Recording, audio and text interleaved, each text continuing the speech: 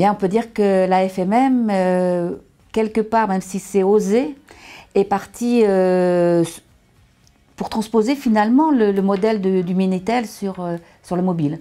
Je ne suis pas sûre que c'était conscient, mais c'est un peu ça qui s'est fait, je pense en particulier avec Galerie, qui était en fait de la même façon qu'on avait trouvé avec le Minitel un moyen de donner accès à des services, et bien avec Galerie, bien sûr en les monnayant, c'était un peu la même idée qu'on a voulu faire à cette époque.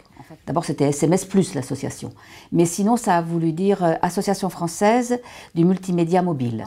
On est parti pour s'appeler Association française pour le développement des services et usages multimédia multi-opérateurs. C'est-à-dire que certes il y aura toujours la facturation sur opérateur, mais on a l'ambition peut-être de développer aussi d'autres produits-services en synergie avec les opérateurs pour que la FMM soit un interlocuteur unique pour des partenaires qui veulent adresser leur marché.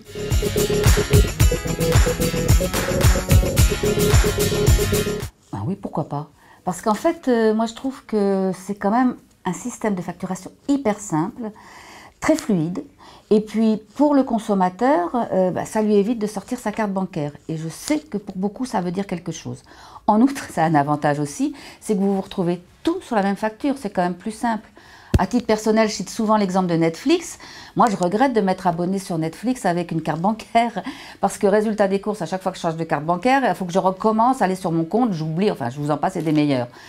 Ce serait tellement plus simple pour moi, et y compris pour la gestion de mon budget, si c'était sur ma facture opérateur. Et donc je pense que oui, il y a quelque chose à développer sur le sujet, que ce n'est pas encore assez connu. Et je me réjouis d'ailleurs que des stores maintenant aillent directement sur la facture opérateur. Et là, je crois que la FMM a aussi un rôle à jouer, parce qu'on peut, encore une fois, être l'acteur fédérateur des entreprises, des opérateurs, et être l'interlocuteur unique, eh bien, pourquoi pas les GAFA aussi, ce qui leur facilitera la vie.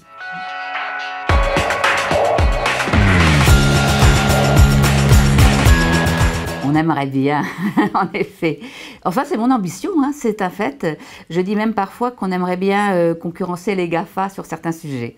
Mais c'est un petit peu ce qu'on essaie de faire avec l'identité numérique, où là, on a commencé à bien avancer avec des produits-services comme Mobile ID ou Mobile Connect, et où il y a beaucoup de choses à faire, y compris avec les banques, avec tous ceux qui ont besoin d'authentification forte. Là, il y a un sujet aussi que l'on peut adresser.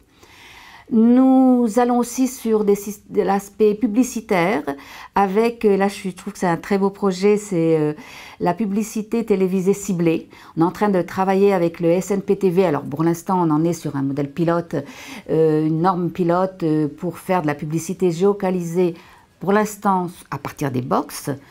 Rien ne nous empêchera ensuite, c'est le début, hein, de s'élargir à d'autres devices. Et enfin, un produit aussi auquel je crois énormément, et j'aimerais vraiment qu'on avance bien sur ce sujet, c'est le RCS. D'autant plus que, imaginez qu'avec le RCS, on peut vraiment engager une conversation avec le consommateur, le provider peut vraiment discuter, et pourquoi pas lui vendre des biens. Bien sûr, il faudrait que les opérateurs réfléchissent à ne plus être dans l'exemption des SP2, mais on a l'authentification forte, on a le RCS, enfin on a presque tout, quoi. Et je pense que pour beaucoup de consommateurs, ça aurait un côté fluide, simple, sécurisé. On a confiance en la facture de son opérateur. Puis aussi, on connaît son service client à l'opérateur, ce qui n'est pas toujours le cas de toutes les entreprises. Et donc je pense que ça faciliterait beaucoup de choses. Oui, j'y crois. Voilà.